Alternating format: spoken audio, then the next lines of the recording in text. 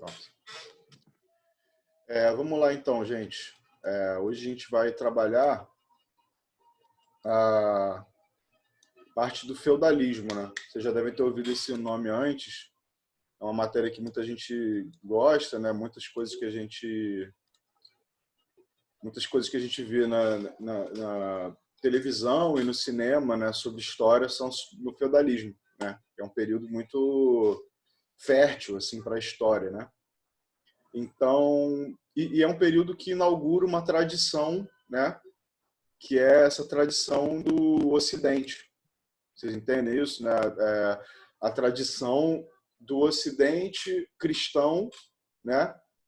Que se divide entre, né, o mundo oriental e o mundo ocidental. O mundo ocidental cristão e feudalista, né? E todas essas coisas com reis e servos.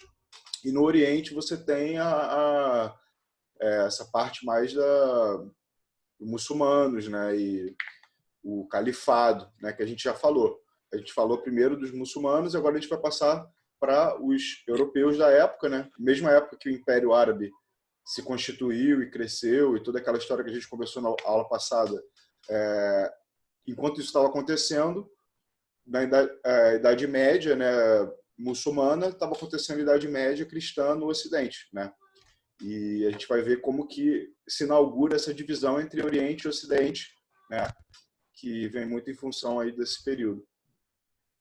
Então, vamos começar aqui falando, né?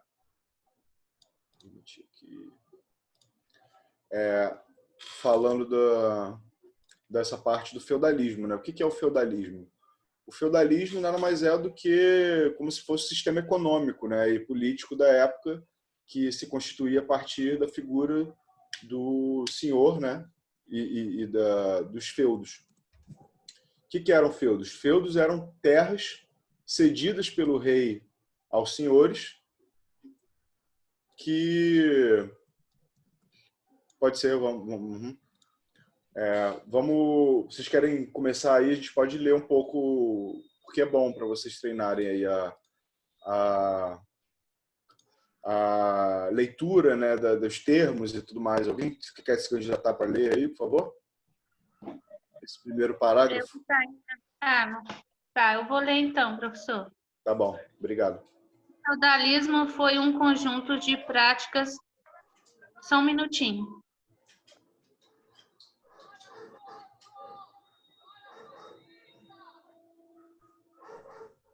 O feudalismo foi um conjunto de práticas envolvendo questões de ordem econômica, social e política entre os séculos 5 e 10, né?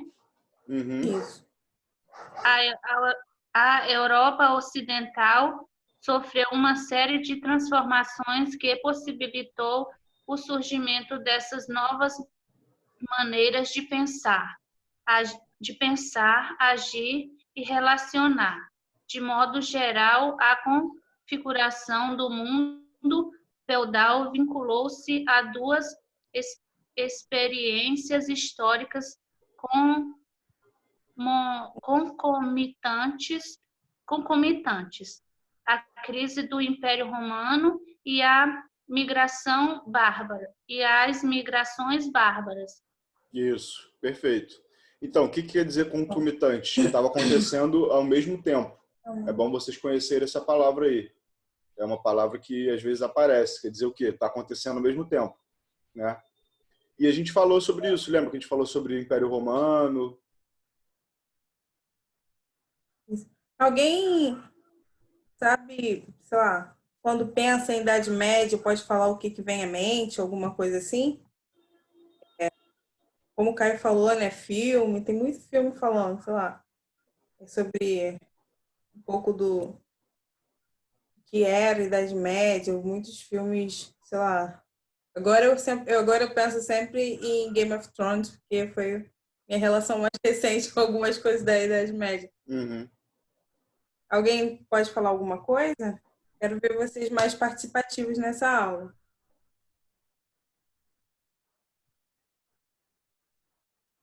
Você já deve ter visto muita coisa aí de filmes da Idade Média, né? Que é um período muito fértil, como eu falei. Pode ser qualquer coisa, assim, me lembro, sei lá, qualquer coisa. Eu quero saber qual é a referência de vocês quando a gente fala em Idade Média. Só para a gente poder dar um start aí, o Caio já iniciando, porque é legal ter a participação de vocês, como eu falei. Bom, eu acho que a Idade Média veio trazer inovações, veio trazer uma inovação no mundo, veio renovar todas as coisas novas, que no mundo de antigamente era bem diferente, não tinha muita industrialização, não tinha muitos comércios, não tinha nada assim igual hoje está. O mundo cada vez está inovando e eu vejo o feudalismo como uma revolução. Alguém fala mais alguma coisa? Não. Então, assim, o feudalismo, a gente conhece ele, às vezes, como o quê? Idade das Trevas, né? Eu já ouvi esse termo, né? Idade das Trevas e tal. Por que é isso? Porque ele é um período em que você tem o Império Romano, que é um auge de civilização no Ocidente, né? Um império gigantesco, com muitos avanços em termos de arquitetura, de administração política, né? Tudo isso. E aí a Idade Média é um período em que a Europa...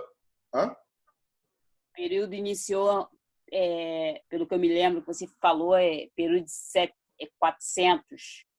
476 é a queda do Império Romano, a data que o pessoal fala, né? Que foi a data que que foi saqueada Roma, né? Aí o que aconteceu depois disso? O Império Romano do Ocidente se desfez, né? E o Império do Oriente, que é o Império Bizantino, continuou. Mas então o que aconteceu com essa parte de cá, né? A França, Itália, Espanha, tudo isso era Império Romano, Inglaterra, né? A Inglaterra tinha Império Romano. O que aconteceu quando caiu o Império Romano, né?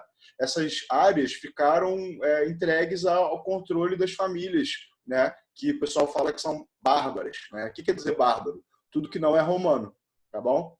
Então você tem francos, você tem, né, os germanos, você tem vários grupos, visigodos, ostrogodos, anglo-saxões, tá bom? São vários nomes que vocês não precisam gravar, mas tudo isso aí, deixa eu mostrar um mapa para vocês aqui. Então aqui, vocês estão conseguindo ver o mapa, legal? Visigodos, isso aqui é tipo logo depois que acabou o Império Romano no Ocidente. E aí tem o Império Romano no Oriente aqui, estão vendo? Deixa eu puxar aqui a canetinha. Império Romano do Oriente. Estão vendo? Isso aqui é bizantino, Império Bizantino, que a gente falou tanto. Mas não foi a queda desse período? Não foi a queda deles? Não, a queda é bem mais lá na frente. É 1000 e tanto, 1500. Quase 1500. Quando descobriram o Brasil, foi logo depois da queda de Constantinopla. Mas vamos falar isso depois. Aí, o que aconteceu? Caiu o Império Romano do Ocidente, e aí ele... Hã? Pode falar. Fala você. Então, como vinham esses povos que iam conquistando, invadindo os territórios e tudo mais, juntamente com a queda do Império Romano, por conta disso, os povos começaram a sair das cidades e irem para os campos. O Caio vai falar sobre isso, o nome desse processo é um processo de ruralização, que é o contrário das pessoas que a gente tem na nossa cabeça hoje, que muita gente sai do campo, né, para vir para a cidade para o quê? Ganhar vida e tudo mais, nossa referência de hoje. Naquele tempo, as pessoas estavam saindo das cidades, existiam, né, na antiguidade e tudo mais, e elas estavam indo para o campo, migrando para o campo para poder fugir dessas invasões, dessas violências e tudo mais. Uhum. E cada vez mais o poder ele foi se descentralizando, né? Essa palavra é boa para vocês pensarem. O que é centralizado poder? É você botar poder na mão do imperador ou do rei, né? Absolutismo, toda aquela coisa que a gente vai ver bem depois. Mas essa época aí, o Império Romano era um poder centralizado, né? Quem mandava era o cônsul lá, enfim, imperador, tudo isso. que acontece? Quando cai o Império Romano do Ocidente, o poder ele fica descentralizado. E o que isso significa? Essas famílias germânicas de visigodos, ostrogodos, francos, eles tinham outros costumes em relação a como passar o poder, né? Eles tinham uma relação mais assim, que a gente pode pensar como tribal, né? Uma coisa mais voltada para as relações familiares, né? Passar o seu título hereditariamente, entendeu? E aí você tem a questão também do que são os feudos, né? Os feudos são lugares de proteção, né? Onde você tem os senhores que têm a capacidade de guerrear, capacidade de forjar armas e fazer combate, né? E proteger os servos, né? Teoricamente, os senhores eles cumpriam um papel militar na sociedade, além do papel político, claro, mas eles cumpriam um papel militar no sentido de proteger esses servos, né? E os servos eram, né, as pessoas que estavam ali numa relação de não é escravidão, mas também não é livre, né?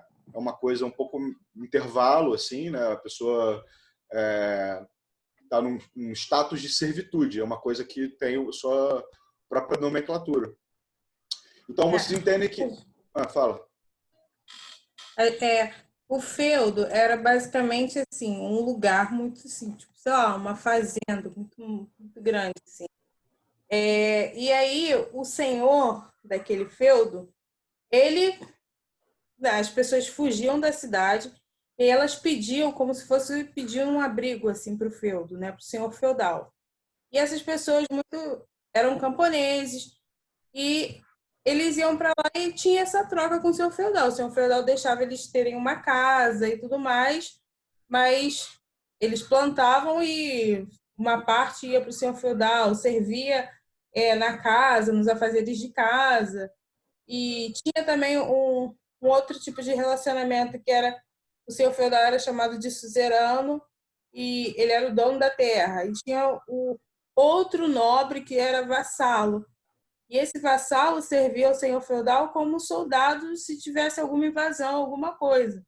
É importante a gente pensar assim também, porque, por exemplo, você pensa nos feudos, aqueles castelos da Idade Média. Sim, por que tinham aqueles castelos? As pessoas iam construindo os muros para, se tivesse algum ataque, todo mundo entrar dentro dos limites ali daqueles muros, daquele castelo ali, e ficar protegido. Então, assim, tem muita coisa que a gente sabe que é da Idade Média, que vocês talvez não estejam ligando agora, a gente vai fazendo essa ligação aos pouquinhos. Entendeu? É importante a gente saber, nas relações, quem eram os camponeses, quem eram os vassalos, quem eram os suzeranos, senhores, porque essa sociedade, essa organização social, ela não muda. Pode até mudar, mas com menos de 1%, talvez. Não tem muita mobilidade social, né? Que é o quê? A pessoa que é pobre ficar mais rica ou se tornar um senhor. Isso aí é uma coisa que não se vê muito no mundo feudal, né? A sociedade, até nesse período, né? Você tem uma mobilidade social maior no Império Árabe ou no Império Romano antes. Você tinha uma maior mobilidade social. O Império, o feudalismo, né, que não é um império específico, mas é mais uma forma econômica de ver o mundo, né, política, que acontece na Europa, nesses vários reinos, né, ele é voltado para essa questão aí que a gente está conversando. E outra coisa que vocês não comentaram, mas assim, sempre que você pensar em princesa, rei, né, vassalo, tudo isso é o do mundo medieval, né? Essa coisa que é a Europa como a gente conhece ela antes do Renascimento, né? Tudo que vem antes do Renascimento é Idade Média, tá bom? E depois, né, dos romanos. Mas vamos voltar aqui para explicar um pouco melhor isso. Peraí que eu preciso... Só uma coisa para vocês. Sim, se vocês puderem, começarem a ir anotando esses termos que Caio e eu estou usando, assim, tipo, Idade das Trevas, um caderninho aí do lado anotando. Idade Média igual a Idade das Trevas. O que aconteceu? Porque esses nomes, essa nomenclatura cai muito em prova. Entendeu? É muito importante saber os termos, porque isso que vai fazer diferença se você entende ou não as questões. Tá bom? Agora vamos falar da regularização da economia. Alguém quer ler, por favor?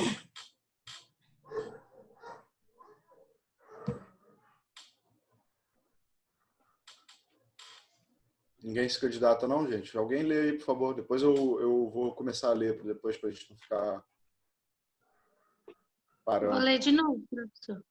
Tá bom. Se alguém puder aí se candidatar. Ruralização da economia. A economia sofreu uma retração das atividades comerciais, das atividades comerciais. As moedas perderam seu espaço de circulação e a produção. Não, e a produção agrícola ganhou caráter subsistente. Nesse período, a crise do Império Romano favoreceu um processo de ruralização das populações que não mais podiam empreender atividades comerciais. Isso ocorreu em razão das constantes guerras promovidas pelas invasões bárbaras e a crise dos centros urbanos constituídos durante o auge da civilização clássica.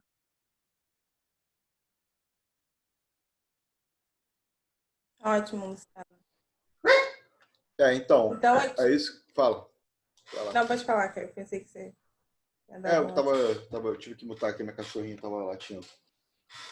Só falando que, assim, é o que a gente estava falando, né? De você sair das cidades e voltar para dentro do campo, né? E o campo se torna um espaço importante e um espaço também disso que a gente falou para vocês, de constituição de relações familiares, de divisão do poder, né? Porque imagina se você é um bárbaro, como está dizendo aí. Você vem e ocupa um território romano, né? Que é um território rico em recursos, um território que tem cidades, que tem fortalezas já construídas, né? Antigas, de pedra, né? Então você vai e começa a dividir esse poder. Ah, fulaninho, meu primo, fica com tal coisa. Ah, o meu tio, fica com tal coisa. Então você cria um reino que está dividido politicamente entre vários familiares. E esses títulos eles vão ser passados. Ah, eu sou duque da Aquitânia, então meu filho vai ser duque, né? Aí se eu tenho eu não tenho filho, mas aí eu tenho um irmão. Aí eu morro. Aí passa para o meu irmão o título. Estão entendendo? Então todas essas coisas de títulos familiares que você vê até hoje na Inglaterra, né? Ah, o filho, o irmão da rainha é o duque de Edimburgo. Eu não sei nem se é, mas enfim, o duque de alguma lugar, né? Alguma província. Então esses títulos eles são assim, eles vão passando, seus filhos eles recebem o seu título. E aí tem muitas crises de sucessão, né? Porque às vezes dá um problema. Fala. Mas essa hierarquia, ao decorrer da história, ela deu continuidade, não terminou, né? Não, mas teve muitas mudanças. Porque o poder do rei durante o feudalismo não é igual ao poder do rei durante o absolutismo. E também não é igual ao poder do rei durante a era vitoriana. Ou também não é igual ao poder do rei hoje em dia. Entendeu? Então, cada época, o monarca vai ocupar um espaço político diferente. Tá bom? Mas então, apesar de ter continuado a linhagem, na verdade não continuou a linhagem, porque, vamos dizer, eu sou de tal família, aí vem o cara da outra família, toma o meu trono. É essa nova dinastia que vai passar a ser o rei, entendeu? Então, mudam as dinastias, mudam as famílias, né? Então, vamos dizer assim, dá um problema. Fala. E aí, uma coisa também que vocês provavelmente já devem ter ouvido falar é que para concentrar esse poder numa família só, havia muito casamento de primos, casamento de tio e sobrinho, nessa época, pessoas para concentrar o poder na mão da mesma família e não deixar, né, e esvair. Exatamente. Você tinha muita dificuldade de manter. E às vezes, assim, a mesma família tinha um irmão que não gostava do outro, né? Eu vou contar logo a história aqui do Carlos Magno, porque é legal, porque você já tem uma noção assim do que é essas relações familiares, né? O que acontece? Estavam vendo lá os francos, né? Quem são os francos? É um povo germânico que migrou para um território que era do Império Romano, né? Então, quando eles chegaram no Império Romano, eles eram cristãos, né? Eles se converteram ao cristão. O cristianismo era o Império Romano, a religião oficial era o cristianismo, no final. Eu não sei se vocês lembram disso. Mas os francos, eles já eram cristãos, nessa história que eu estou falando aqui. E aí, por volta de 700 e tal, quando a gente estava falando 750, mais ou menos, foi a época em que os árabes estavam conquistando a Península Ibérica. Lembra que a gente falou para vocês que os árabes chegaram na Europa e conquistaram quase a Espanha inteira, o que a gente conhece hoje em dia como Espanha, né? Então, quando eles estavam lá conquistando tudo, derrotando os visigodos, chegaram os francos, né? Um cara chamado Carlos Martelo, né? E ele era o protetor do rei, né? Não era nem rei, era o prefeito, né? Prefeito que na verdade era como se fosse um rei, só que o título dele era de prefeito.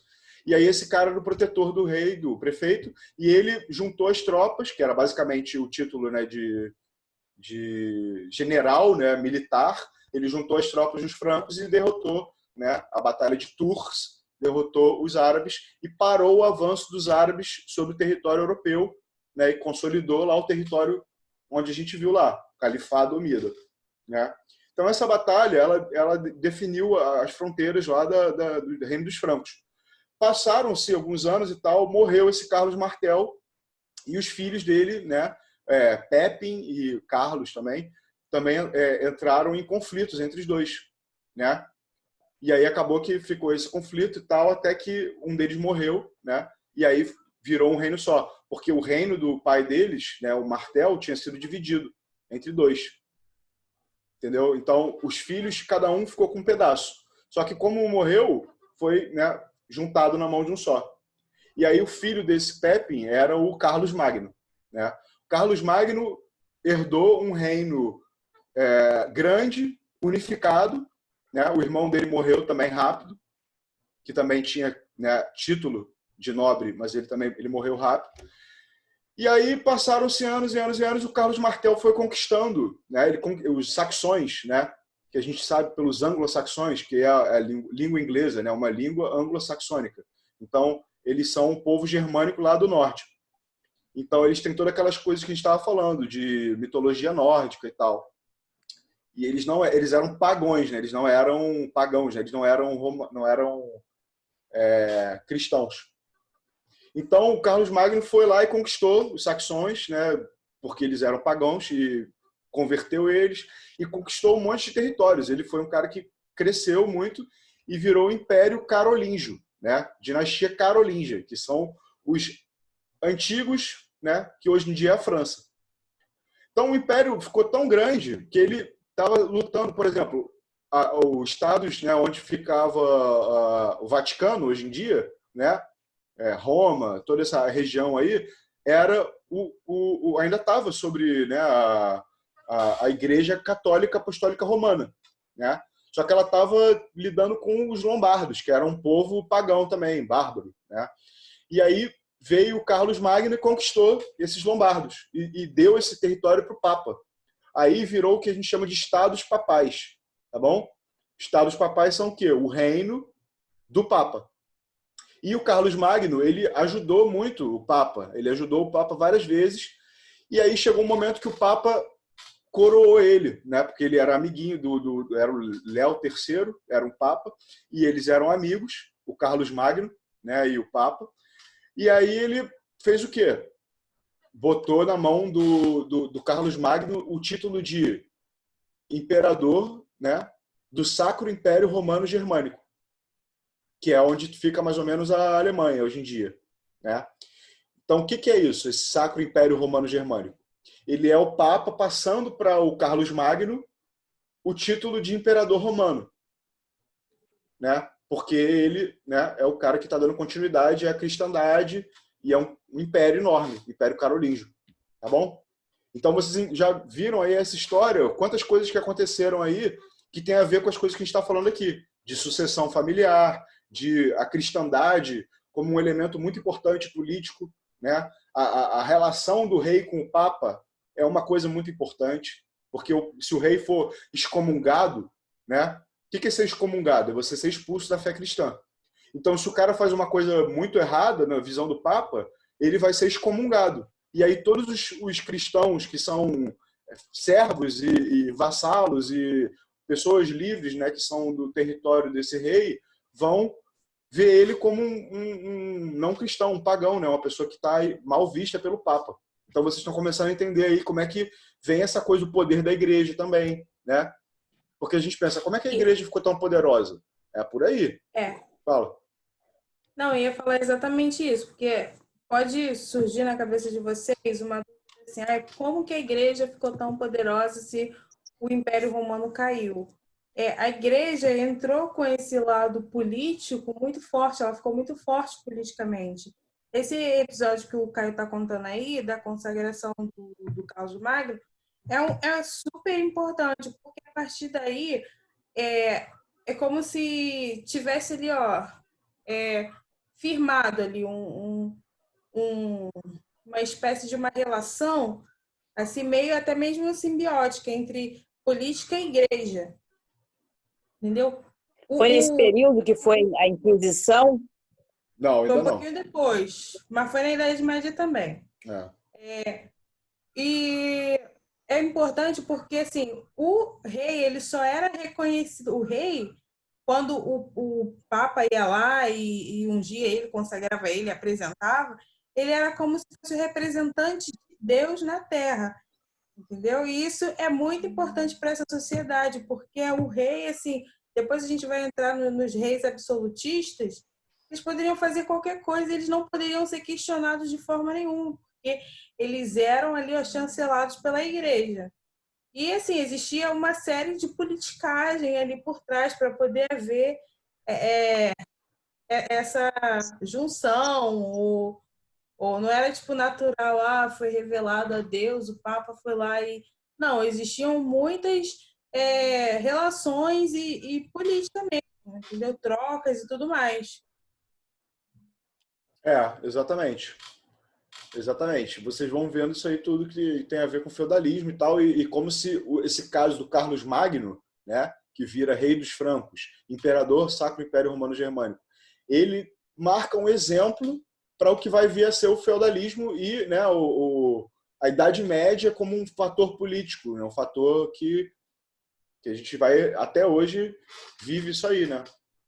Vive essa influência da Idade Média, ainda mais porque, né, a gente vem de uma colônia, né, de Portugal, o Brasil, né, e Portugal é um reino que bebeu muito dessas influências aí de, né, cristianismo, tudo isso, e reis, tá bom? Então toda essa história que vocês conhecem aí vem dessa época. Alguém quer ler aí, sem ser a Luciana, que já leu 2 vezes, essa parte aqui? Eu vou ler.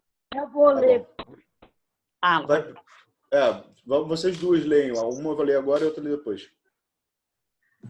A ruralização da economia também atingiu diretamente classes sociais instituídas no interior de Roma. A arte abrangente, classe de escravos e plebeus, veio a compor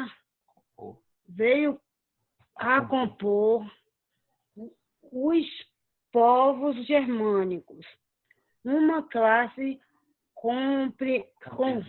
campesina consolidada como a principal força de trabalho dos feudos, trabalhando em regime de servidão. Um camponês estaria atrelado à vida rural, em virtude das ameaças dos conflitos de alta Idade Média e da realização pessoal instituída com a classe proprietária, ali representada pelo senhor feudal. Beleza, maravilha. Então, é isso que a gente estava falando para vocês, né? O que eram antes escravos, plebeus, clientes, né? Toda aquela coisa do Império Romano, governadores, censores, né? Tudo isso aí muito complexo do Império Romano caiu. O que veio no lugar? Senhor feudal, seus vassalos, homens livres, que eram, né, pessoas que trabalhavam com funções assim de mercadores, ferreiros. Esses eram os homens livres que trabalhavam nos feudos também. Mas eles poderiam ser pagos de uma forma diferente, enfim. Tinha muitas Eram outras... eram livres, mas tinham uma posição social. Uma posição social média. Social média, assim, né? O cara não era nem nobre, nem era um cara importante dentro da política do reino, né? Mas tinha uma linha de comando. Não, eles não tinha. serviam uma Eles eram função. pessoas, eles eram pessoas pobres, assim, que trabalhavam. Muitos eram pobres, servos tinham, eles estavam sob proteção do Senhor, mas é muito importante porque os camponeses, eles não eram escravos. Isso é muito importante. Eles não eram escravos, mas eles tinham uma vida assim. Eles não eram torturados, não. Mas eles tinham uma vida parecida com esse regime escravista. Porque, só rapidinho, Luciano, só concluir. Por exemplo, porque o Senhor ele tinha total poder sobre a vida daquele servo. Ele escolhia com quem o servo ia casar. Ele escolhia, sei lá, as relações dos servos e tudo mais.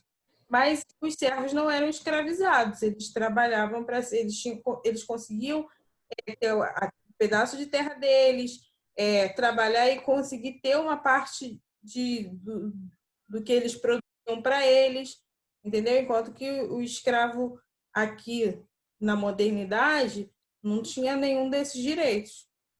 Pode falar, Luciano. Eles tinham essa relação com os seus senhores, meio que para ter uma proteção, tipo, trabalha para eles, tem ali uma parte do lucro, né, digo, do que é produzido na fazenda, mas também eles têm a proteção desses senhores, era isso? Uhum. O senhor Exatamente. feudal, ele era como se fosse o papel militar da sociedade, né? O protetor das pessoas que viviam no feudo dele. A obrigação dele era proteger todo mundo ali, tá bom? Então, se desse algum problema, viessem os bandidos, eles tinham onde se esconder. E se o cara quisesse, por exemplo, não quero pagar nada para esse senhor, eu quero morar no meio do mato, ganhar plantar minhas coisas e fica tudo para mim. Aí daqui a pouco vai passar um bandido ali e pega tudo que você tem, né? Mata você, faz o que quiser. Então você não pode se expor assim no mundo feudal, morando sozinho no meio do mato. Até tem gente que faz isso, né? Mas era muito menos, era mais perigoso, né? As pessoas tinham uma vida não tinha muita lei, né? Não tinha muita lei, não tinha muita essa coisa de você punir alguém por cometer um crime, a não ser que fosse dentro de um feudo, entendeu? Era uma terra meio sem lei. Exatamente, não tinham acesso a estar dentro de uma vida social, porque, querendo ou não, dentro do feudo eles tinham essa vida social. Era a forma de organização da sociedade naquela época. Isso. Então assim, sozinhos, na floresta, sem ninguém, como que eles poderiam participar dessa sociedade, assim, no sentido de que eles tinham lá as relações com o Senhor, depois tinha as relações de vassalagem, tinha todo uma E eram muitos cristãos também, né? Tinham que cultuar ali, enfim. Ainda Exatamente. que eles resolvessem ter sua vida independente, eles não teriam, assim, um meio de comercialização, né? Tipo, dos seus produtos. Mas o servo não comercializa nada. O servo, tipo assim, existem casos de o servo mas, assim, se eles resolvessem, tipo, eu não quero ser comandado por ninguém, eu vou ter a minha vida lá no mato e tal. Se eles decidissem fazer isso, eles